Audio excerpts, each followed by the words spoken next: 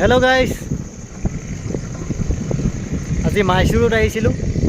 মোৰ এটা অৰ্ডাৰ লৈ আহিছিলোঁ আৰু এনেকুৱা বহুত ভিতৰত আহিব লাগে।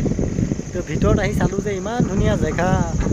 ইয়াত ছাইডত পাহাৰৰ পৰা ধৰি গোটেইখিনি দেখিবলৈ বহুত ধুনীয়া। ইয়াত চাই লওক আপোনালোকে, চাৰিওফালৰ পৰা বহুত ধুনীয়া ওখ ওখ পাহাৰ।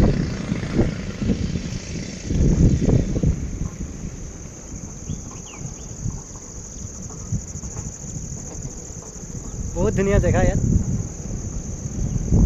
আৰু মাইচুৰৰ পৰা কেংগেৰীৰ পৰা বহুত আগত আহিব লাগে, 40 কিলোমিটাৰ ভিতৰত। তো আহোঁতে আজি ইয়াত আহি পালোঁ।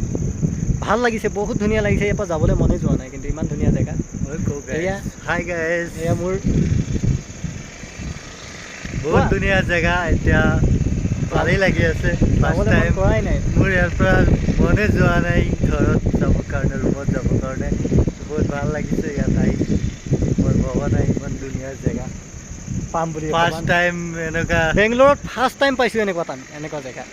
তো বহুত ধুনীয়া আৰু মানে কেনেকৈ দেখাম আপোনালোকক। এয়া চাওক, খালি পাহাৰ আৰু পাহাৰৰ কিনাৰে কিনাৰে আহিছে। এইফালে চাইডেদি ৰাস্তা আছে, এইটো ৰাস্তা আছে।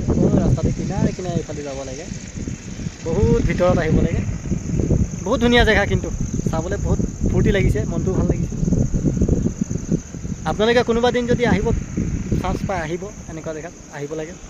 বেংগলোৰত মই এইবাৰ ফাৰ্ষ্ট টাইম পাইছোঁ এনেকুৱা জেগা। Bye bye.